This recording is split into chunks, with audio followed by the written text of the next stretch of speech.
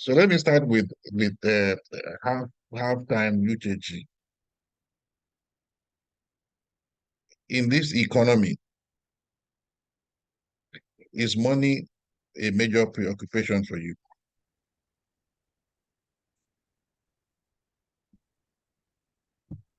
Oh,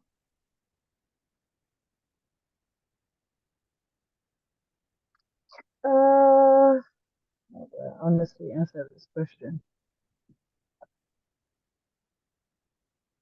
Hmm, no,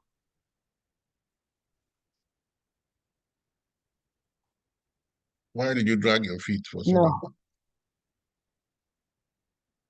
because I was checking my mind to make sure that the answer that I give is genuinely how I feel.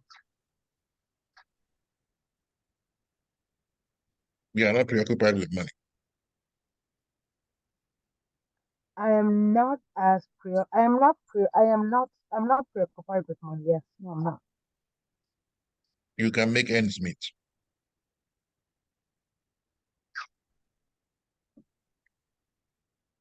I can make ends meet, but I think most. What is? I think the answer to that question is that I am able to stretch what I have. So money is not one of your concerns. It is a concern, but I am content. I don't pursue it at all costs. It's not. It's if I No, have, I am thankful. If I my don't have, question is not, yeah. My question does not presume pursuing money at all costs. Okay, all right, thank you. Let me ask the same question to Mr. Adeleke. In this post-Buhari economy, we are now in Miloko. Is money a primary preoccupation for Dotun?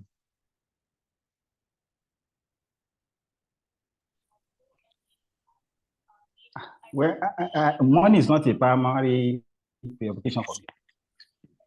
It has never been. It cannot be.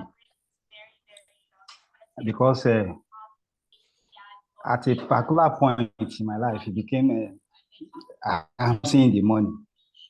I'm not seeing it. A lot of time when God even used people to bless me, you know, it's not that they gave me the money, they will do, okay, if there's a need, God used people to meet the needs. You know, most of the time my account is always red. So when it's like that, at the time, I will not put my mind there. So when I have a need, I'll just go to God and talk to God about it. Because it has been going on for a long time now. That if I thinking of a something, that okay, I just want something. I can't even think I want something because when I look at my account, it's red. So I don't want to get that money thing. No, it's a no for me. Same question. So you are not concerned about money. No, I'm not.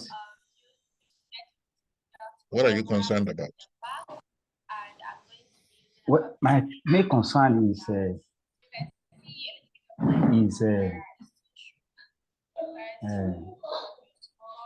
being contented with what I have at a particular time, contented with whatever condition what I have at that time, at that particular moment, being able to be contented with it, not to be anxious. In this That's my era main concern. of 400 naira petrol, you are not bothered by Yeah, it. I'm not. I'm not because when I look at it deeply, I look at it. If I look at it with the way things are, with the way people are living, the way things it's going to be very, very, very, very difficult. It's only God. It's only God. Okay, today, let me give you an example. Today, my wife has to go because Benedict called her was complaining about his leg. So she has to go and meet Benedict. You know, when she was leaving the house, what she had with herself was 3,000. Okay, she's going to enter a bus, go, By the time our plan was, okay, 3,000 should be enough to take to via and bring her back. By the time she got to the bus, enter bus, in fact, the traffic was so much to them, like she called me and she already spent like 4 hours in the traffic without getting to Jakonde from our side here. That's one. Two, the amount she paid, she has already paid 1,500 even before you know. So already the money that she's holding cannot even bring her back. So but me, I know that to be very, so the only way is to just depend on God. I So don't how know did how she get somebody back? is going to make it. He went to meet Benedict after everything. Let him give her some money to bring her back. So the first thing that she even said was when she get to a bus stop, there are a lot of people in the bus stop. There's no vehicle. She has to pray and tell God, Father Lord, give me a bus, right? The first one came, the second one came, the third one was the one that picked her, and the one that picked her has to pass some short cuts because the traffic was so much. That one that passed the short cuts was the saving grace God used for her. Okay, all right. Yes, you are going to another topic. Okay, all right. Okay, sir. Thank you. Let me see.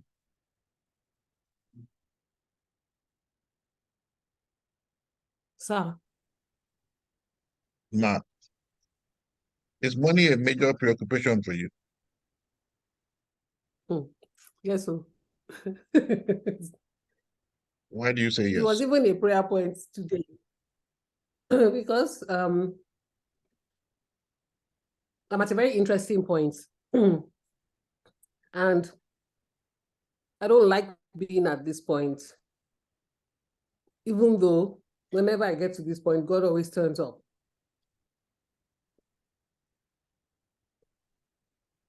I mean, the testimony of how I found money that I did not know that I had. So I have a lot of very big bills to pay suddenly. And I just don't have enough to meet those bills. So I'm praying about it. I know that God will answer my prayers. So let me ask you a provocative question. Why does Dotun assume that it is bad to be preoccupied about money? In your opinion? I don't think that he believes that it is bad. I think that he actually isn't preoccupied because, as he said, what I heard him say was, I've gone so long without really having money that I have learned not to let it preoccupy my thoughts. That's what I think I heard him say. He said, my account has been in red for so long. It's no longer a preoccupation. I'm used to it. But for me, it works in a completely different way. Yeah, but if our account is in the red, how can we not be preoccupied with it? Well, maybe that is grace, because for me, It's just the question is what our preoccupation, what we do with the preoccupation. If account is permanently in the red, we cannot but be preoccupied. But then our preoccupation takes us to God. I would agree. I would agree. I don't see how, if our account is permanently in the red, we can say we are not preoccupied. I can only speak for myself, really, where I say, I also don't think that you should get to the point where you're ever so slightly irritated, which is where I am. So irritated prayers are not the way. You have to be thankful. You have to be, because of course, as I just said before, I found an extraordinary amount of money that the Holy Spirit just told me, by the way, that I had, and the person who was holding it had to hand it over. So this is something that happened just 2 or 3 months ago. So it's not like you know, I should be in a position where I'm thinking, oh, where is money going to come from? And how are we going to, so. Yeah, let me give you a quick testimony. Yeah, I have a child in my school who has been having this running battle of school fees. You know, the father just doesn't pay the school fees, and he keeps telling us the fees are coming from Trinidad and Tobago and all this kind of thing. And I had an experience when God sent Femi to school abroad, and we didn't have enough money to him. So that makes me very, very careful about people who are having problems with fees. What happened some time ago was that, okay, then I went to God. I said, look, looks like this chap is having money problems. So I'm going to just waive her fees. The next day, the man paid.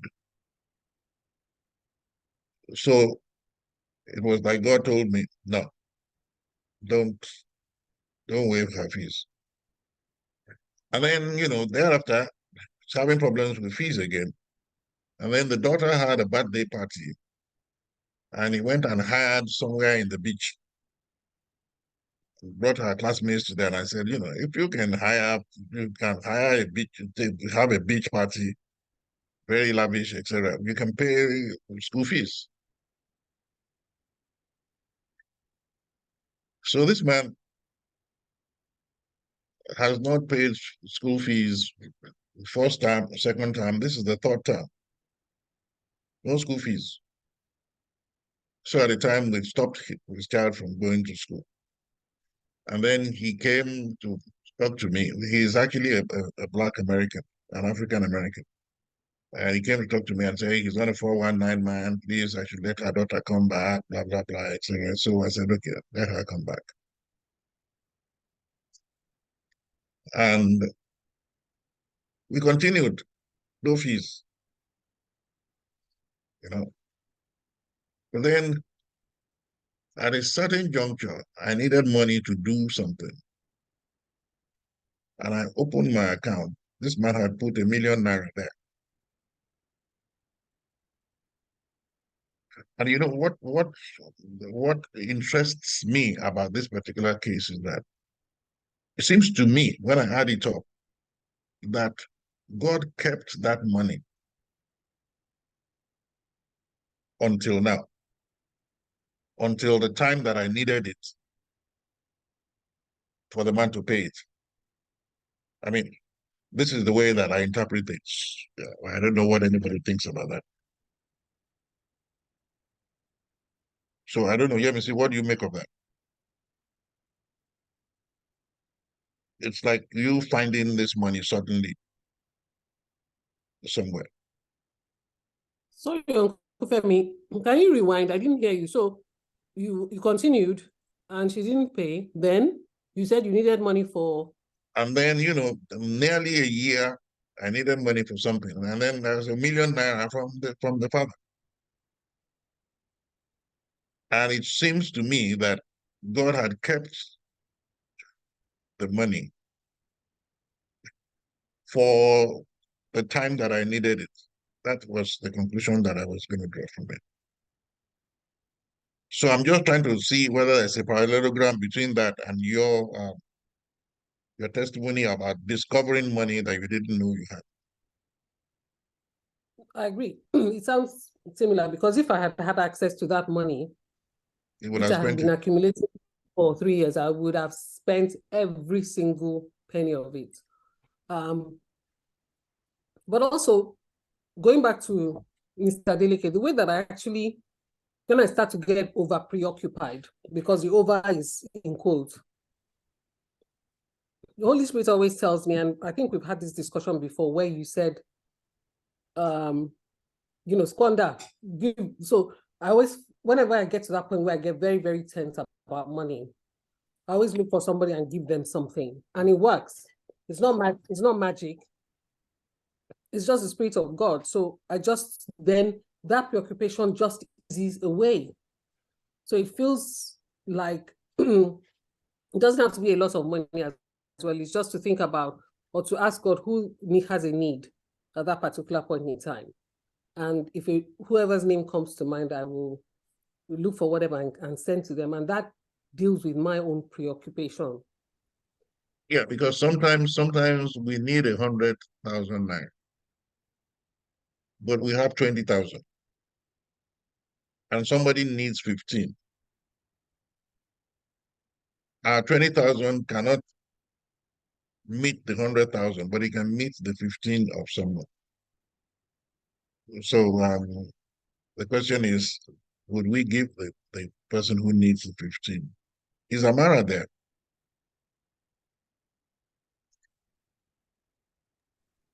Good evening, Uncle. Amara, good evening. Is money a tool or is it a symbol?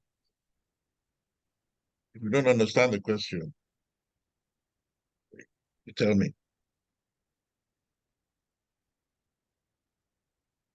Is it a tool or a symbol? A symbol can be of status,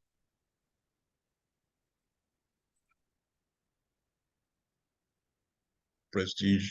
I was thinking maybe, I thought maybe you meant it represents the people's work. They work for the money, so the money represents their time or their effort. But You're not answering my sometimes question. My question does not include your answer. Is it a tool or a symbol?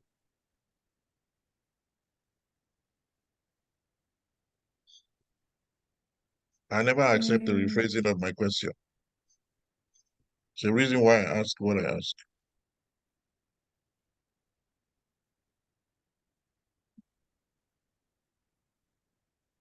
maybe a tool, because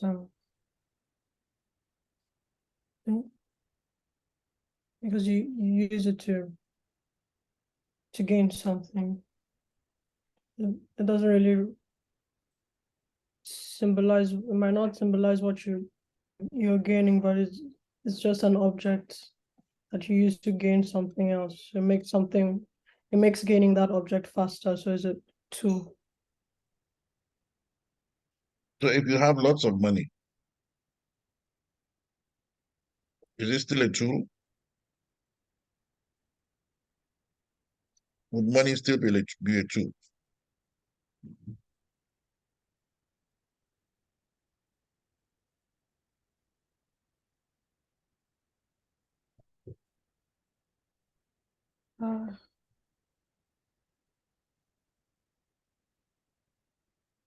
I'm not sure if I understand the question.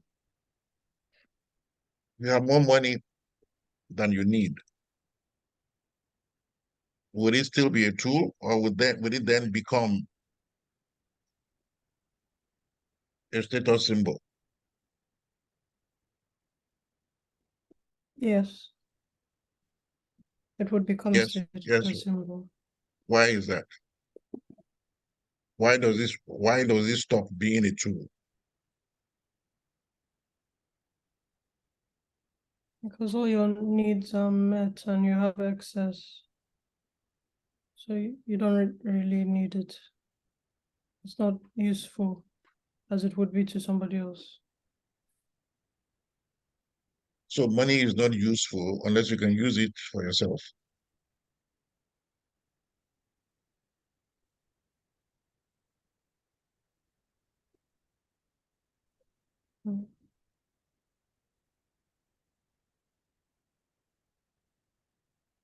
Okay, and maybe it remains a tool, but because you can use it to help other people.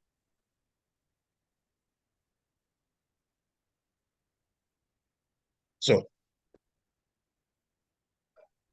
let's rephrase the answer to my question. If you make a lot of money, will the money still remain a tool, or will it become a status symbol? Remains a tool. Okay, thank you. Ozioma, are you with us?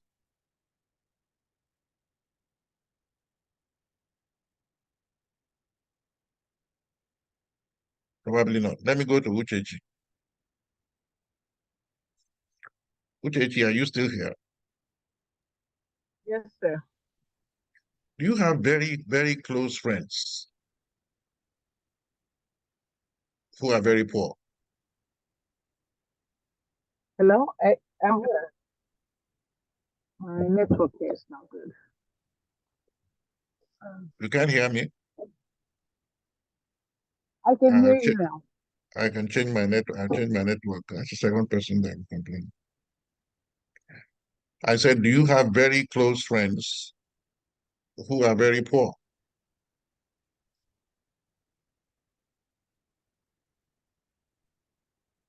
No poverty, yes.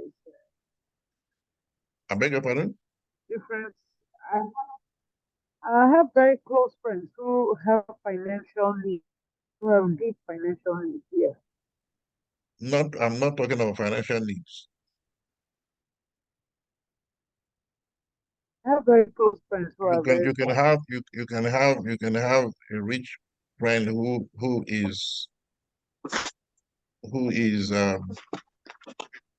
has financial needs.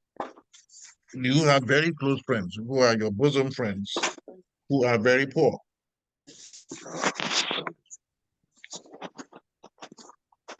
Can you hear me?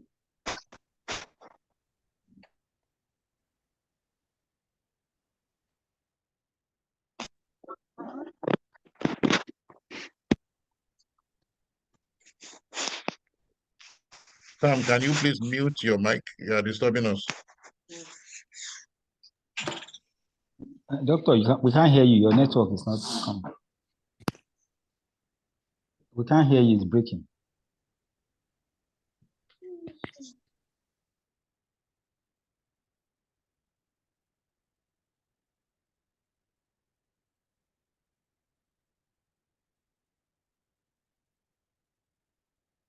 Can you hear me now?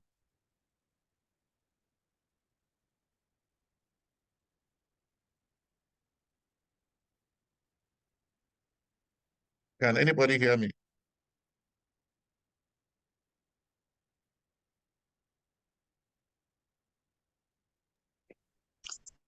Yes, we can hear you now. I can hear you.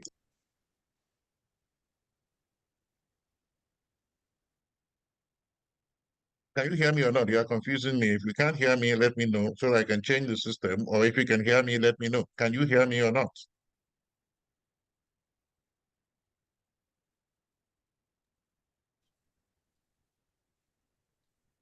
We can hear you now.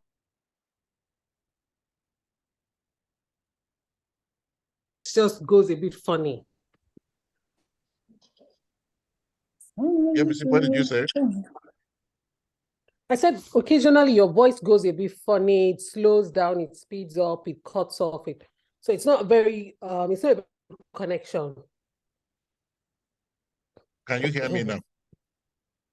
Otherwise, I'll Yes. change my location. Okay. I was speaking to Uchechi, but she's gone off. Sam,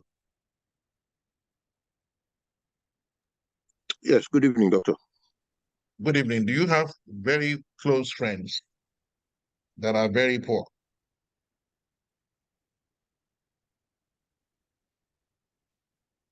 Very close friends.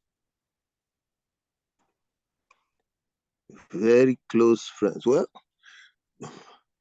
I don't know if I would describe. I don't know if I would describe many people as very close friends. A number of them have. Number of friends have proven not to be friends. So I've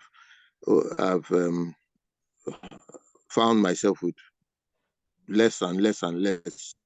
So But I So in do your case, you don't have any close friends. one or two that I consider friends.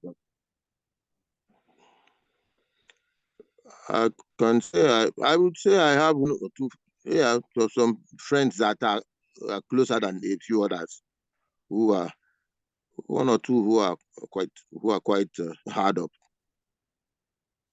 I'm not talking about hard up. Poor. We would define the threshold for the poverty. Can I mean, Well, you can have a friend who is actually of the same status as you are, but is hard up. We go in and out of financial hardship. Sometimes we are flush, sometimes we are not. okay, but this one seems to be more often hard up than not. I know somebody like that. Is that person your close friend? Well, in the sense that we grew up as childhood friends. No, that doesn't work. That doesn't work. When you grew up as children, there was no economic differentiation.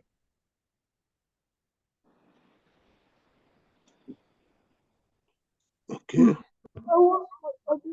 Well, I do. Yeah, I know. Like I said, it's a question of how close. Could consider this.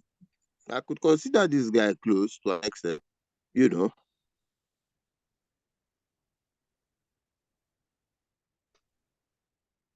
Okay, Sam, thank you. Let me pose the question to you. Does money determine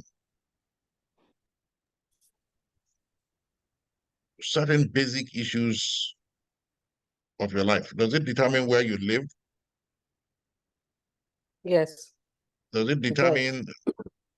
determine what kind of possessions you have? Does it Yes, it does. determine what job you do? No, Does it it determine doesn't. what friends you have? No, it doesn't. I don't even think that it determines where we live, because I think we're living above our pay grade, whatever that pay grade is. So if I was working for the money that's paid for the rent here, I would not pay the rent here. So, but then I think that's how we've always lived. So that I ascribe to my father, God. Yeah. I like shopping on sale, so I never like to pay full price for anything. So that's, of course, money is determinant for that. But my friends, I have Well, I mean, friends who are not let me doing tell as you what I well as mean by the myself, determinant. What I mean by and the money is determinant, not. I'm actually basing it on the upper level. That is that you do not want to live at a certain level. So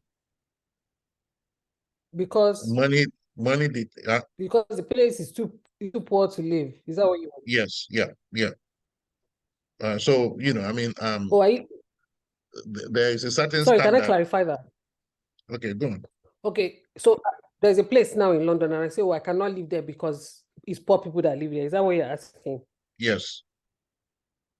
No, I not did there. No.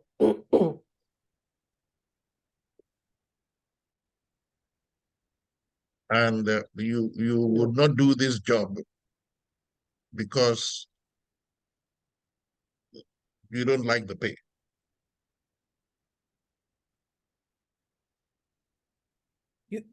You're frozen. Sorry? I'm frozen. Yes, what did you say? Sorry. Okay, I'm going to change my location. I said, it doesn't mean you do not like this job because you don't like the pay. I'll change my location. But doctor, are you sure that it is not her location that needs attention? Because we can hear you fairly clearly. But I can hear you, Mr. Okwa, very well. And I can hear everybody else, but it is him. It's him that's freezing. So I don't have a problem with when you're talking. And I can hear you now. And so I'm saying it's Uncle Femi's own that is the problem, not you or Mr. Adeleke or anybody. Some of these networks can be weird sometimes. Yeah, they can be very, very weird. And then you can't really tell who Don't worry, I know what the problem is. Okay, good.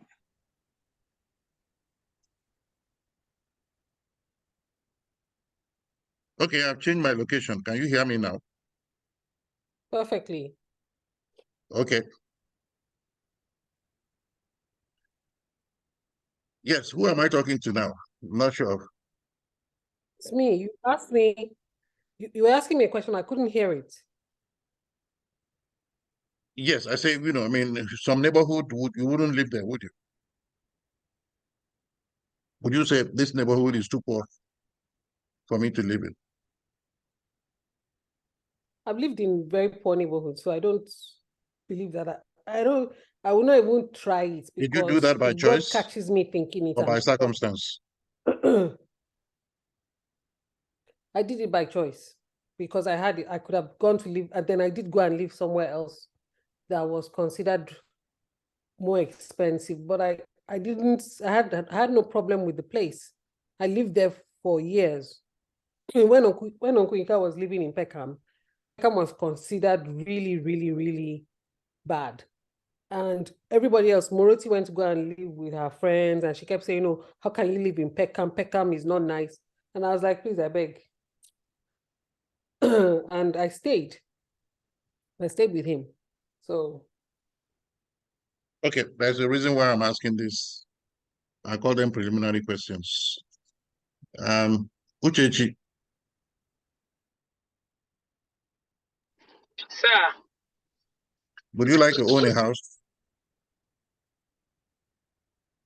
I do own a house. Is it bought and paid for?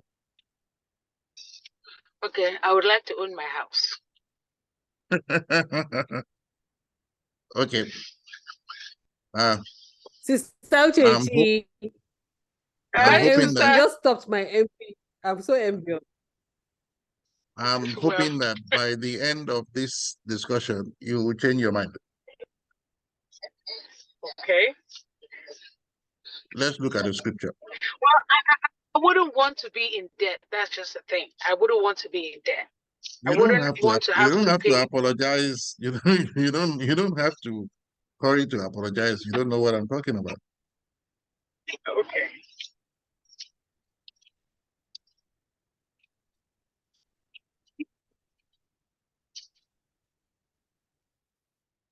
I'm going to look at Luke chapter 16.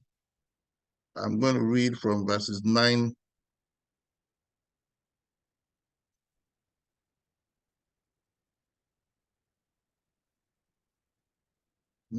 to, actually, let me raise it to 16, 9 to 15. Luke 16:9. I tell you, use worldly wealth to gain friends for yourselves, so that when it is gone, you will be welcomed into eternal dwellings. Whoever can be trusted with very little can also be trusted with much. And whoever is dishonest with very little will also be dishonest with much. So if you have not been trustworthy in handling worldly wealth, who will trust you with true riches? And if you have not been trustworthy with someone else's property, who will give you property of your own? No servant can serve two masters. Either he will hate the one and love the other, or he will be devoted to the one and despise the other, you cannot serve both God and money. The Pharisees who loved money had all these and were sneering at Jesus. He said to them, you are the ones who justify yourselves in the eyes of men, but God knows your hearts. What is highly valued among men is detestable in the sight of God.